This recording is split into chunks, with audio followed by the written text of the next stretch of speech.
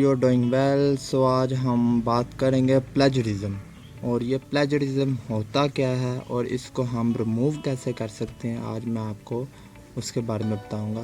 तो बढ़ते हैं स्क्रीन की तरफ, और यहाँ पे सबसे पहले गूगल पे आपने लिखना है spinboard.com। spinboard.com लिखने से ये फर्स्ट वाला लिंक जो है ये ओपन कर लेना है आप, और यहाँ पे आपने किसी किस्म का भी आर्टिकल, असाइनमेंट्स, कोई भी प्रोजेक्ट है आप यहाँ पे कॉपी पे पेस्ट करके उसको स्पिन कर सकते हैं, रीराइट कर सकते हैं, कन्वर्ट कर सकते हैं, उसका प्लेजरिज्म रिमूव कर सकते हैं। अब जितना चाहे लिख सकते हैं यहाँ पे, जैसे कि हमने यहाँ पे मैंने एक पैराग्राफ लिखा हुआ है जो कि हम इसको यहाँ सेलेक्ट करते हैं और फिर कॉपी कर लेते हैं, और यहाँ पे जाके हम इसको सिंपली पेस्ट कर देंगे, और फिर इसको हम यहाँ से स्पिन कर देंगे।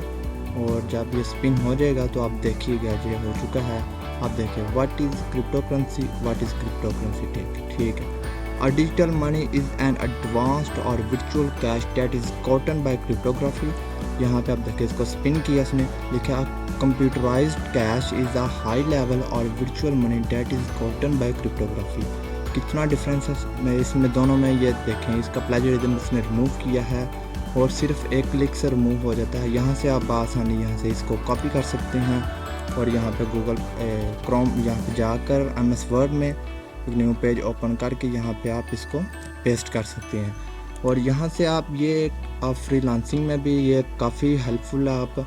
आप यहाँ पे वहाँ पे गिग बनाएं, फाइवर पे जाके वहाँ पे प्लेजरिज्म रिमूविंग के नाम से गिग बनाएं, और यहाँ से आप वहाँ से आर्टिकल, कुछ भी प्रोजेक्ट आपको मिलते हैं वहाँ से आप पिक करें और यहाँ पे लाकर इसको पेस्ट करें और स्पिन करें, और सिंपली इसका प्लेजरिज्म रिमूव करके, इसकी वर्डिंग रिमूव करके, आपने जो एक बार लिखा है उसको पढ़ें, दोबारा एक बार ज़रूर पढ़ें कि उसमें क्या क्या चेंजेस आई है और क्या ये आपके उस प्रोजेक्ट के लिए काबिल अहल है कि नहीं। आपने ये चीज़ ज़्यादा नोटिस करनी है, अदरवाइज़ आपका वो वर्डिंग, कुछ ऐसी वर्डिंग होती है जो कि चेंजिंग ज़्यादा हो जाती है, जैसे कि एक हम अमेरिकन इंग्लिश है, एक ब्रिटिश इंग्लिश है और एक ऑस्ट्रेलियन इंग्लिश है।